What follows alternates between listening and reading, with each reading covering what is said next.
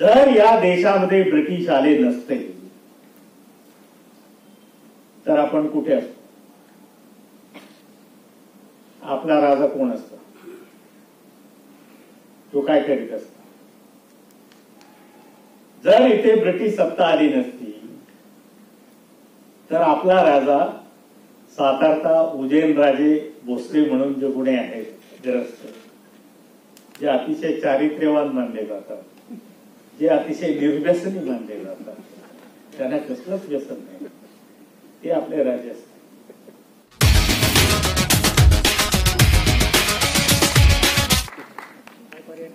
महात्मा ज्योतिराव फुले आणि सावित्रीबाई फुले हे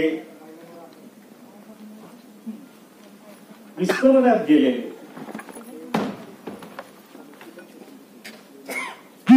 बापूसाहेब भुजबळांनी हा कार्यक्रम का सुरू केलेला? का फिरतोय आम्ही? उद्या मला 78 देशामध्ये आज अराजकाची स्थिती आहे. तुम्ही दररोज टीव्ही बघितला की कुठेतरी स्त्रियांच्यावर बलात्कार होत आहे, अस्पृश्यांच्यावर, ओबीसींच्यावर, आदिवासींच्यावर अत्याचार होत आहे. एक जात दुसऱ्या जातीच्या विरुद्ध अशी भांडते की जसा काही एक देश दुसऱ्या देशाच्या विरुद्ध भांडतोय. आणि जेव्हा एखाद्या देशामध्ये अराजक येतं तेव्हा त्याची किंमत सर्वात जास्त स्त्रियांना मोजावी लागते.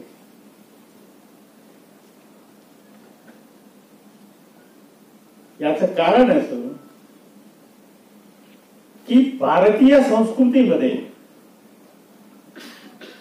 स्त्रियांचं जे स्थान आहे ते इतकं कनिष्ठ स्वरूपाचं आहे की तिला एक भोग वस्तू मानलेली आहे.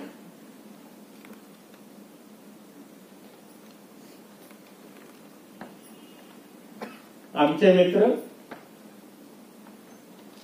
सोनवणे आमच्या बरोबर आहे, जे या सगळ्या कार्यक्रमाचं संचालन करतात. रवी सोनवणे, त्यांच्याशी बोलताना अनेकदा असं जाणवतं की भारतीय स्त्रीचे 21व्या शतकाच्या सुरुवातीला सुद्धा किती हाल आहे, काय काय होते, किती स्त्रिया आत्महत्या करतायत,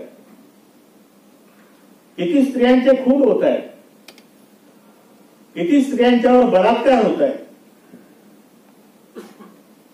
कारण आपल्या देशामध्ये मनुस्मृतीने स्त्रियांच्या बद्दल जे लिहून ठेवलेलं आहे ते अतिशय वाईट लिहिलेलं आहे. मनुस्मृतीने असं सांगितलेलं आहे की स्त्री ही इतकी वाईट आहे, इतकी घाणेरडी आहे, इतकी फसवी आहे, इतकी विश्वासघाती आहे. ही विशेषणं बघा, ही माझी नाहीये, बनवून दिलेली आहे. ही इतकी विश्वासघाती आहे की तिने पुरुष बघितला की मग तो म्हातारा असो, तरुण असो, रोगी असो, निरोगी असो, ती त्याच्या पाठीमागे लागलीच म्हणून समजा. इथपर्यंत तो थांबत नाही. पुढे तो असं म्हणतो की हा स्त्रीचा नैसर्गिक स्वभाव आहे. म्हणजे ती जन्माला येते ती अशीच, आणि म्हणून हिला कायम पायाखाली ठेवलं पाहिजे.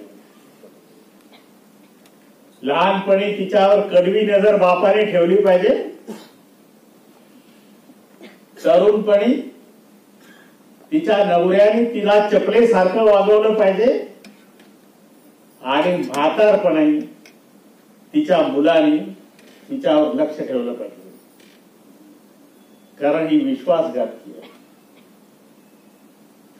हे संस्कार आहे.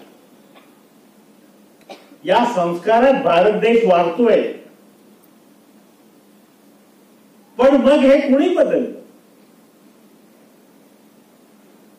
का बदललं? जर या देशामध्ये ब्रिटिश आले नसते तर आपण कुठे असतो? आपला राजा कोण असतो? तो काय करीत असतो? जर इथे ब्रिटिश सत्ता आली नसती तर आपला राजा सातारचा उदयनराजे भोसले म्हणून जे कोणी आहेत ग्रस्त, जे अतिशय चारित्र्यवान मानले जातात, जे अतिशय निर्व्यसनी मानले जातात, त्यांना कसलंच व्यसन नाही, ते आपले राजे असतात.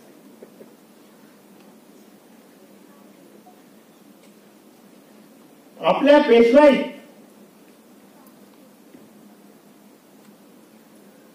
आपल्या पेशव्यांनी पत्र लिहिलेली आहे.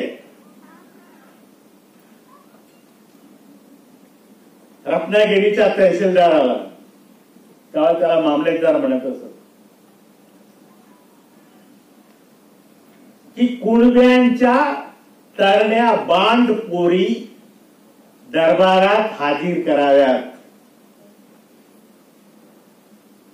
म्हाताऱ्या कुणबिणी पाठवू नयेत. आता कुंड्यामध्ये माळी पण आले, साळी पण आले. जे 96 पोळे स्वतःला समजतात ते पण आले. तेही शूद्रच आहेत. त्याच्यापैकी कोणी क्षत्रिय नाही. छत्रपती शिवाजींनी स्वराज्य स्थापन केलं तरी इथल्या पुरोहितांनी कधीही छत्रपती शिवाजीला क्षत्रिय मानलं नाही.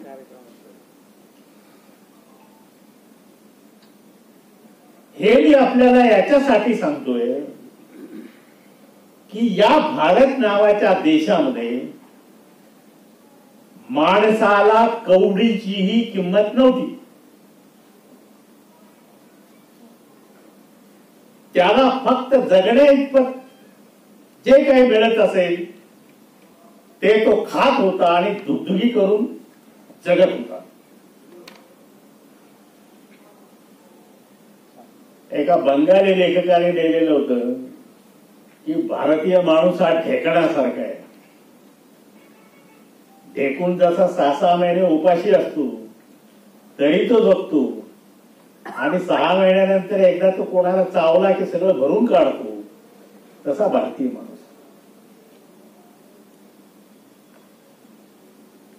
हे सगळं घडलं याचं कारण ब्रिटिश साम्राज्यशाही भारतात आली.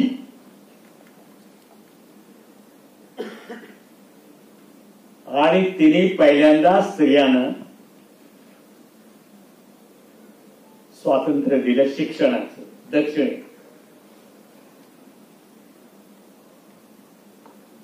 महात्मा ज्योतिराव फुल्यांनी सावित्रीबाईंना शिकवलं आणि मुलींची शिक्षणाची शाळा या तुमच्या पुण्यात काढली.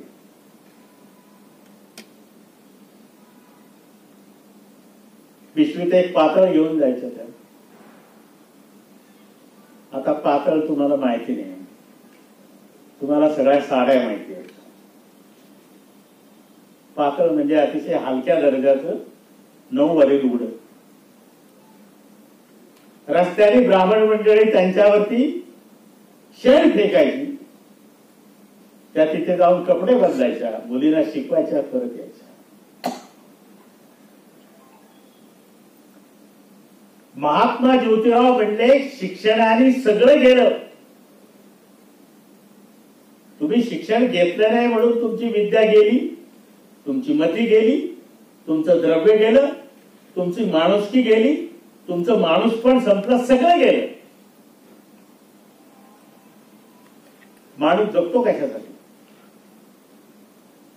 मी तुम्हाला प्रश्न विचारला की माणूस कशासाठी जगतो? आणि थोडा वेळ सांगितलं की 5 मिनिटं डोळे, एखादा बाबा असता तर तो म्हणला असता की 5 मिनिटं डोळे मिटा, नामस्मरण करा आणि स्वतःला प्रश्न विचारा, मी कशासाठी जगतो? काय उत्तर येईल? तर तुम्ही म्हणा मुलाबाळासाठी जगतो. अरे पण पोरग वयात आलं तर ते बापाचं ऐकत नाही. मुलगी बापाचं आणि आईचं नाही ऐकतं, कोणाबरोबर तरी पळून जाते.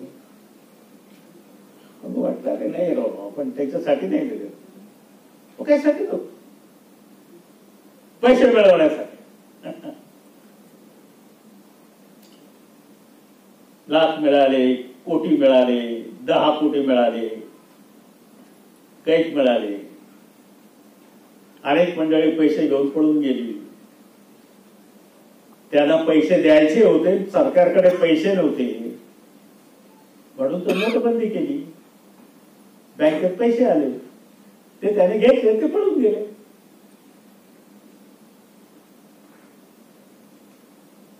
त्याच्यापैकी बरेच तुरुंगात आहेत. मग काय करायचं? मग ईश्वराच्या भक्तीसाठी आपण जगतो. कोण ईश्वराची भक्ती करते? ईश्वराच्या नावाने भक्ती करणारे बहुतेक संत आता तुरुंगात बलात्कार केले त्याने. कोणाला जन्मठेप आहे, कोणाला 10 वर्षाची सजा आहे. म्हणजे ज्या देशातले संत महात्मा मानले गेलेले लोक तुरुंगात आहेत, सजा भोगतायत, तो भारत आता जगाचा गुरु व्हायला निघालेला आहे.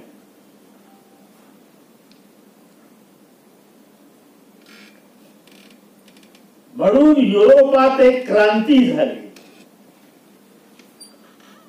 त्या क्रांतीचं नाव पुनरुज्जीवन आणि प्रबोधनाची क्रांती. आणि ही क्रांती तिथून जी निघाली ती ब्रिटिश साम्राज्यशाहीच्या मार्फत भारतात आणि जगात गेली.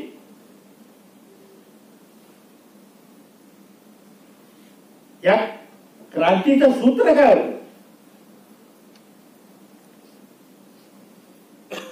आपल्याला लोक म्हणतात की राष्ट्रासाठी प्राण द्यायचा. अरे बापरे, राष्ट्रासाठी प्राण, धर्मासाठी प्राण द्यायचा. अरे बापरे, धर्मासाठी प्राण द्यायचा. हे तुमचं शिवाजीचं प्रकरण आहे ना, संभाजीचं. एवढं खुलून सांगितलं जातं, सगळं मूर्खपणा आहे. की संभाजीला पकडलं त्यावेळेला औरंगजेबाने विचारलं की तू जर इस्लामचा स्वीकार करणार असशील तर मी माझी मुलगी तुला देतो, तिच्याशी लग्न कर. असं तुम्ही ऐकलंय ना? हे कोणीतरी तुम्हाला सांगितलं असेल ना? पण संभाजी महाराज म्हणले नाही, मी धर्म बदलणार नाही, मेलो तरी धर्म बदलणार नाही, मी धर्मासाठी जगेन. मी जेव्हा विद्यार्थी होतो तेव्हा मी इतिहासाची पुस्तकं चालत होतो की चला हा औरंगजेब छत्रपती संभाजीला त्याची कोणती पोरगी देणार होता? कारण त्याच्या 3 मुलींची लग्न झालेली होती आणि जी एक शिल्लक होती ती 53 वर्षांची होती. त्यावेळी संभाजीला पकडलं होतं त्यावेळी. तेव्हा या 53 वर्षाच्या मुली बरोबर संभाजीला तो लग्न करायला लावत होता का? आणि संभाजीला ती आवडली असती का? हे सारे खोटे इतिहास लिहून ठेवले. त्या क्रांतीचं महत्व असं होतं की या जगात माणूस हा सर्वश्रेष्ठ प्राणी आहे. स्त्री आणि पुरुष समान आहे आणि ते सर्वश्रेष्ठ आहे. राष्ट्र नावाची जी गोष्ट आहे ती माणसासाठी आहे. धर्म नावाची जी गोष्ट आहे ती माणसासाठी आहे. माणूस धर्मासाठी नाही, माणूस राष्ट्रासाठी नाही, तर धर्म माणसासाठी आहे आणि राष्ट्र सुद्धा माणसासाठी आहे. ज्या राष्ट्रामध्ये माणसाला माणसासारखे जगता येत नाही त्यांनी त्या राष्ट्राविरुद्ध बंड केलं तरी चालेल, ते न्याय्य आहे असा विचार इथे आला आणि माणूस नावाचा जो प्राणी आहे तो सर्वश्रेष्ठ ठरला. ही जी क्रांती तिथे झाली त्या क्रांतीचे 3 शिल्पकार होते. एक रुसो नावाचा तत्वज्ञ होता, एक जॉन लॉक नावाचा तत्वज्ञ होता आणि तिसरा जो तत्वज्ञ होता ज्यांनी फ्रेंच राज्य क्रांतीला जन्माला घातलं तो सगळ्यात महत्वाचा जो होता क्रांतिकारी विचार तो महात्मा ज्योतिराव फुल्यांनी गुरु केला.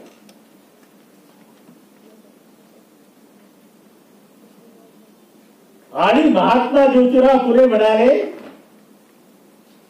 की मी याचा शिष्य आहे आणि हा जे म्हणतोय की माणूस सर्वश्रेष्ठ आहे, हा माणूस थॉमस पेन त्याचं नाव, हा थॉमस पेन म्हणतोय की माणूस सर्वश्रेष्ठ आहे, स्त्री आणि पुरुष समान आहेत. महात्मा ज्योतिराव फुल्यांनी थॉमस पेनला गुरु मानलं आणि भारतामध्ये पहिली चळवळ सुरू झाली. माणसामध्ये माणूसपणाची जागृती करण्याची. माणसामध्ये माणूसपणाची जागृती करणारी जी चळवळ भारतात आणली ती महात्मा ज्योतिराव फुल्यांनी. म्हणून महात्मा ज्योतिराव फुले हे आधुनिक भारताचे जनक आहेत. राजाराम मोहन राय न टिळक न गोखले न रानडे न आणखी कोणी. पण महात्मा ज्योतिराव फुलेंना कोणी स्थान देत नव्हतं कारण ते माळी होते. कारण रामदासांनी सांगितलेलं आहे की शूद्र कितीही विचारवंत झाला, शूद्र कितीही बरवा, परी ब्राह्मणा सन्निध पूजावा हे तू ना घडे. तो विद्वान असेल पण ब्राह्मण जन्मजात विद्वान.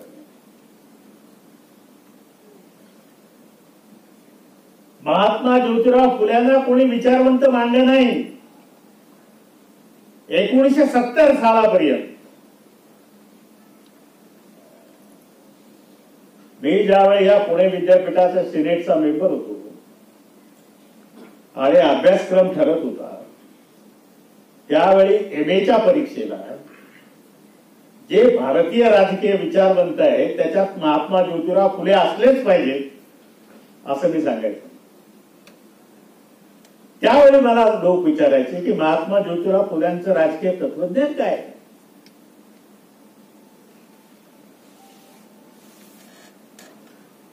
त्याचं कारण त्या विद्वान लोकांनी फुले वाचलाच नव्हतं. वाचायचं काही कारण नव्हतं, कारण विद्वान फक्त ब्राह्मणच असतात. तेव्हा त्याला सांगावं लागलं की पहिल्यांदा गुलामगिरी वाचा आणि त्याच्यानंतर सार्वजनिक सत्य धर्म वाचा.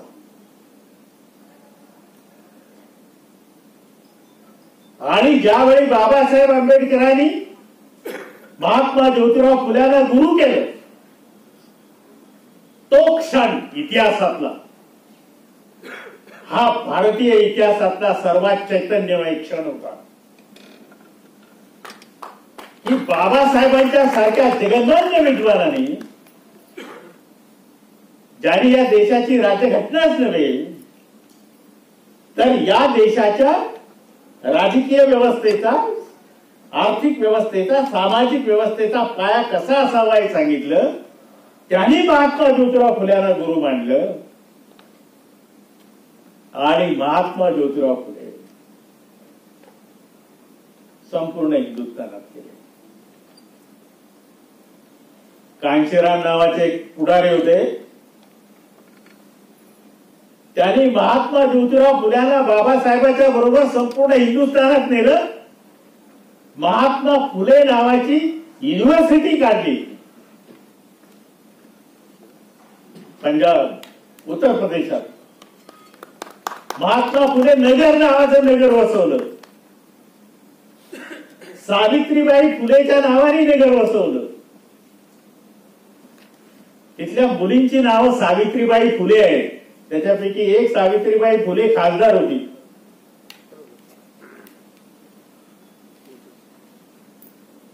महात्मा ज्योतिराव फुले दक्षिणेत पण गेले. तिथे जी जस्टिस पार्टी होती त्यांना महात्मा ज्योतिराव फुल्यांचं पाठबळ होतं. रामस्वामी नायकरांनी जो विचार घेतला तो महात्मा ज्योतिराव फुल्यांच्या विचारातून घेतला. म्हणून मी या लोकांना सांगतो की तुम्हाला महात्मा फुले समजून घ्यायचे असतील तर पहिल्यांदा गुलामगिरी वाचा आणि मग सार्वजनिक सत्य धर्म वाचा. तुम्हाला बाबासाहेब समजून घ्यायचे असतील तर पहिल्यांदा एनिहिलेशन ऑफ कास्ट वाचा, जाती संस्थेचा उच्छेद हे पुस्तक वाचा आणि मग बुद्ध अँड धम्म वाचा. तिथे तुम्हाला फुल्यांचा क्रांतिकारी विचार बीज रूपाने दिसेल. एनिहिलेशन ऑफ कास्ट मध्ये तर आहे. तेव्हा हा महापुरुष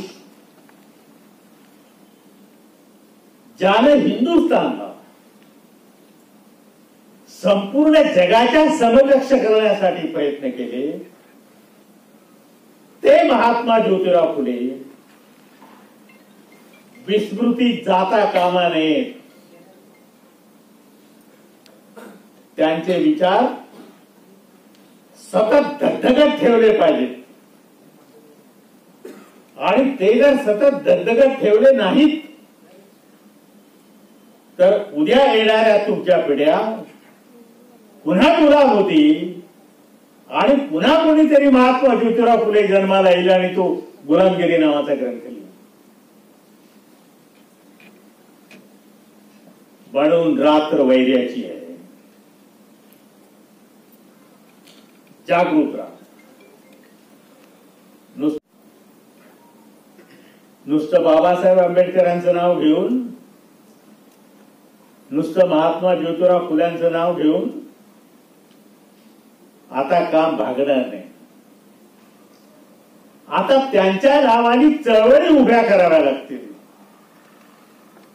आणि या चळवळी उभ्या करण्याचा पाया प्रबोधन आहे. आणि म्हणून छगन भुजबळांनी ही जी सुरुवात केलेली आहे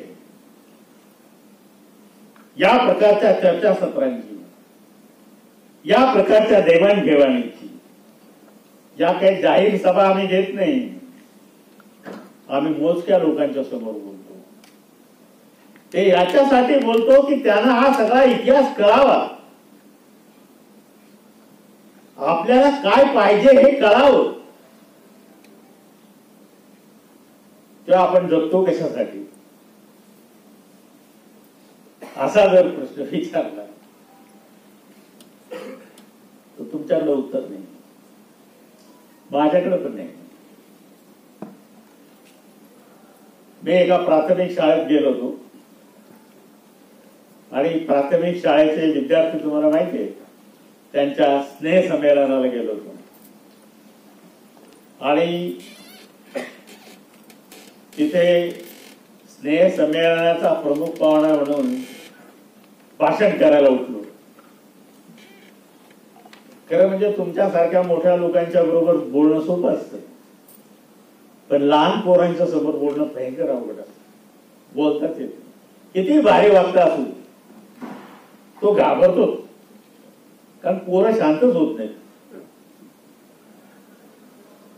आता पोरांच्या मध्ये गडबड गडबड सुरू झाली ते मास्तर डोळ्याने दाबायचे, आमक करायचे, छडी दाखवायचे. पोरे काय ऐकतात? पण मी म्हणलो पोरांना शांत करायचा एक उपाय आहे. एक तर त्यांना गोष्ट सांगावी लागते काहीतरी, त्यात एखादा प्रश्न विचारावा लागतो. मी त्याला विचारलं, अरे आपण का जगतो? सगळे पोरं शांत झाले, सगळे शांत झाले. मास्तर लोक पण शांत झाले. त्यांना वाटलं आपल्याला विचारलं तर काय करावं, आपल्याला कुठं उत्तर आहे. आपण काय जगतो? 10 मिनिटं गेली हा प्रश्न विचारून. शेवटी एक 6वीतल्या पोराने उभा हात केला. अरे म्हटलं गुरु सापडला भाऊ आपल्याला, हा उत्तर देणार. हे बघा, गुरु करायला वयाची अट नसते. एखाद्या सामान्य माणसाकडून सुद्धा आपण खूप चांगली गोष्ट शिकू शकतो.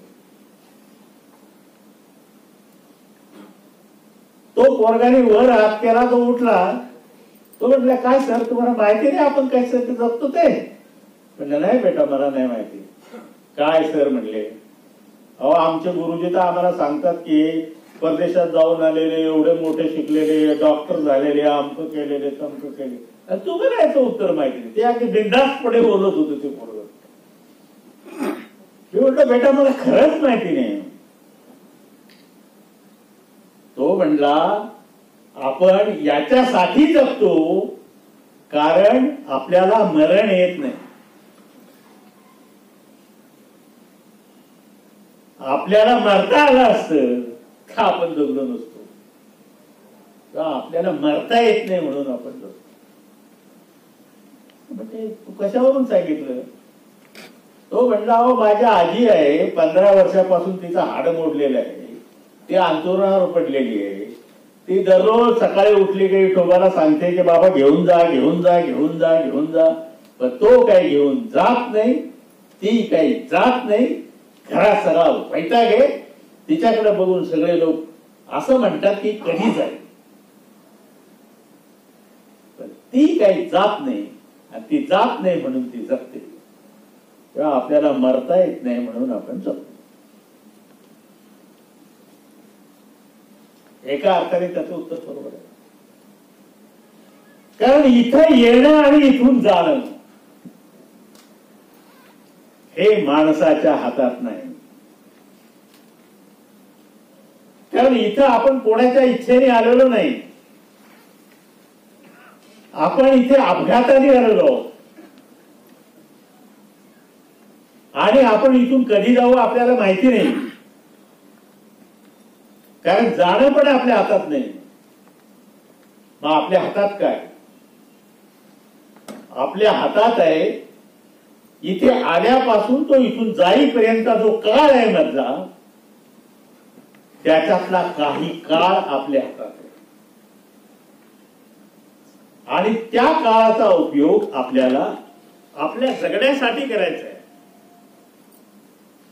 पण जगायचं कशासाठी? जगायचं आपल्या जगण्याला अर्थ देण्यासाठी. निरर्थक जगायचं नाही. कुत्र भरपूर खातं, झोपतं, लोंढा गळतं, कोणी आलं की भुंकतं, त्याची एवढीच गरज आहे. प्राणी आणि माणूस याच्यामध्ये फरक आहे की माणूस जगतो तो त्या जगण्याला अर्थ देण्यासाठी. महात्मा ज्योतिराव फुल्यांनी सगळ्यात महत्वाची गोष्ट जी कोणती सांगितली असेल की तुम्ही निरर्थक जगू नका, तर तुमच्या जगण्याला अर्थ द्या. आणि तुमच्या जगण्याला अर्थ द्यायचा म्हणजे काय करायचं? विद्या घ्या, विद्या शिका, इंग्रजी भाषा शिका, वेगवेगळे ग्रंथ वाचा, त्यांचे अन्वयार्थ लावा, स्वतःचं जीवन स्वतः तपासा आणि जगण्याला अर्थ द्या.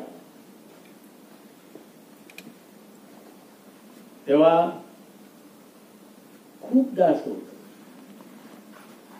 छोट्या छोट्या प्रबोधनासाठी, छोट्या छोट्या प्रलोभनासाठी माणसं अशी काही कृत्य करून जातात की जे त्यांचं आयुष्य हे विद्रूप करतात. विद्रूप हा छोट्या गोष्टी असतात, पण त्या तुमचं आयुष्य विद्रूप करू शकतात. तुमचं आयुष्य जर अर्थपूर्ण करायचं असेल, म्हणजे याचा अर्थ तुम्ही खाऊन पिऊन तर सुखी असलाच पाहिजे. मी दारिद्र्याचं समर्थन करणारा माणूस नाही. माणसाजवळ आवश्यक ते धन असलं पाहिजे आणि त्याच्या आवश्यकता पूर्णपणे भागल्या पाहिजेत, परंतु याचा अर्थ माणसाच्या आवश्यकता भागल्या पाहिजे. त्याच्या कृत्रिम गरजाने भागता कामा.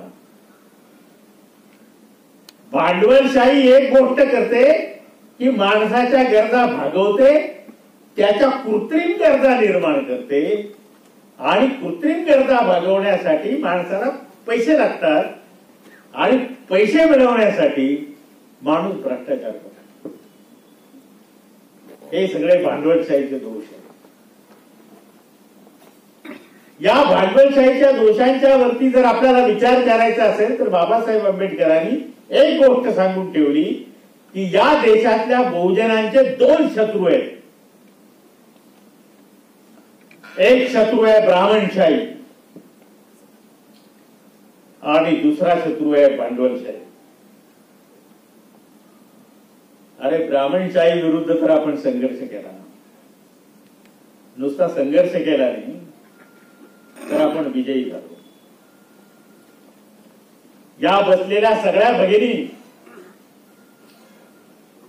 आज सगळ्या ब्राह्मण समाजातल्या भगिनीपेक्षा उठून दिसाव्यात अशा आहेत. इथे बसलेले सगळे तरुण सगळ्या ब्राह्मण समाजातले विद्वान जसे असतील त्याच्यापेक्षा जास्त विद्वत्ता यांच्याकडे आहे. तेव्हा महात्मा ज्योतिराव फुल्याच्या प्रेरणेने आपण ब्राह्मणशाहीच्या विरुद्ध विजयी झालेलो. कारण या देशाची राज्यघटनाच बाबासाहेब आंबेडकरांनी लिहिली. ब्राह्मणांचं काही योगदान राहिलेलं नाही. या देशातला कोणी सायंटिस्ट ब्राह्मण नाही, या देशातला कोणी विचारवंत ब्राह्मण नाही, या देशातला सगळ्यात मोठा कलावंत ब्राह्मण नाही. ना लता मंगेशकर ब्राह्मण, ना मोहम्मद रफी ब्राह्मण. हे मी आपल्याला याच्यासाठी सांगतो की आता जीवनाची सगळ्या क्षेत्रामध्ये आपण पदार्पण केलेलं आहे. कशासाठी? तर हे जगणं अर्थपूर्ण करण्यासाठी. आणि जगणं अर्थपूर्ण करणं म्हणजे काय की मला असं काम करता आलं पाहिजे की ज्याच्यात मला आनंद वाटेल.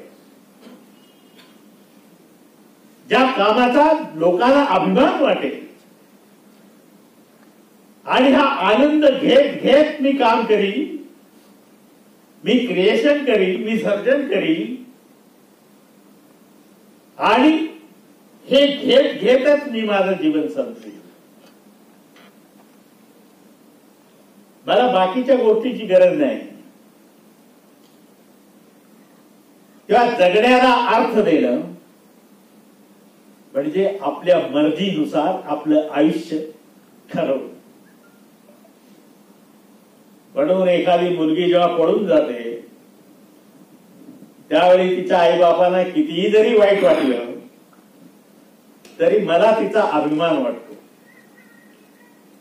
तिचा अभिमान याच्यासाठी वाटतो की तिला निदान तिचा जीवन साथी निवडण्याचं स्वातंत्र्य ती उपभोगते. ते त्यावेळी चुकीचं असेल, बरोबर असेल. लोक म्हणतात प्रेमविवाह फसतात. अरे प्रेमविवाह फसतात आणि जुळवून आणलेले लग्न काही फसत नाही. आणि जी फसत नसतात त्यातल्या सगळ्या स्त्रिया या तुरुंगात जीवन भोगत असतात. माझ्या एका मित्राला प्रेमविवाह करायचा होता आणि त्याचा बाप भयंकर करणार 96 कुळी. तर त्याने सांगितलं बाबा माझा बाप तुला फार बांधतो, तूच मध्यस्थी कर. गेलो त्याच्याकडे, गोड गोड गोड गोड बोलून विषय काढला. म्हणलं हो याला लग्न करायचं आणि अशी अशी मुलगी आहे, खूप चांगली आहे आणि तुमच्यापेक्षा वरच्या जातीची आहे. म्हणजे काय म्हणतो, त्याला बोलून त्याच्या कानाखाली जाळा काढतो. लग्न करायचं म्हणतो काय स्वतःच्या मनाप्रमाणे. आम्ही आमच्या मनाप्रमाणे लग्न केलं का? अरे हा होईस्तवर याच्या आईशी मी एक शब्द सुद्धा बोललो नव्हतो. काय स्त्रीची अवस्था होती. म्हणजे याचा जन्म होईपर्यंत याचा बाप याच्या आईशी बोललाच नव्हता. सगळं कृत्रिम होत. असं कृत्रिम आयुष्य नाही जगायचं. जगण्यात काही जोखीम उठवावी लागते, पण आपल्यासारखी आपल्या मनासारखं जीवन जगता आलं पाहिजे. आणि म्हणून आज आपण ब्राह्मणशाही विरोधी लढ्यात यशस्वी झालो, पण भांडवलशाही विरोधी लढ्यामध्ये आपण अजून यशस्वी झालेलो नाही. आणि भांडवलशाही ही माणसाला एक यंत्र बनवते, एका यंत्राचा स्क्रू बनवते, त्याच्यातलं माणूस पण तोडून टाकते. तेव्हा या भांडवलशाहीच्या विरुद्ध आपल्याला संघर्ष करायचा आहे आणि तिच्यात विजयी होण्यासाठी महात्मा ज्योतिराव फुले आणि बाबासाहेब आंबेडकर यांचं बोट धरून आपल्याला भारतामध्ये एक जागृती करायची आहे की ज्या जागृतीतून महात्मा ज्योतिराव फुल्यांना असलेला अभिप्रेत असलेला समाज आणि बाबासाहेब आंबेडकरांना अभिप्रेत असणारा समाज व्यवस्था आपल्याला निर्माण करायची. तेव्हा हा जो सगळा प्रयत्न आहे आमचा, हा प्रयत्न याच्यासाठी आहे. आपल्याकडची सुशिक्षित मंडळी सुद्धा अजून संस्कार आणि ब्राह्मणांचेच संस्कार आपल्या डोक्यावर आहे, ते थोडेसे हल्ले पाहिजे. आणि आपण पुन्हा एकदा महात्मा ज्योतिराव फुल्यांचा विचार केला पाहिजे. हा विचार, महात्मा ज्योतिराव फुल्यांचा विचार तुमचं जीवन नुसतंच अर्थपूर्ण करणार नाही, तर ते सुंदरही करेल. तेव्हा जगणं अर्थपूर्ण होणं आणि जगणं सुंदर होणं म्हणजे आपण मृत्यूच्या स्वागताला तयार असं नसतं. मनातली मृत्यूची भीती नष्ट होते. मृत्यूची भीती राहत नाही अशा वेळी, कारण आपण कुठलंही कृत्य वाईट केलेलं नसतं, मनात हुरूर नसते. तेव्हा अशा प्रकारचं सुंदर जीवन, अर्थपूर्ण जीवन आपल्या वाट्याला यावं, याच्यासाठी आपण सगळ्यांनी मिळून प्रयत्न करावे. हीच महात्मा ज्योतिराव फुल्यानं खऱ्या अर्थानं आदरांजली करेल. एवढं बोलून मी आपली रजा घेतो. धन्यवाद.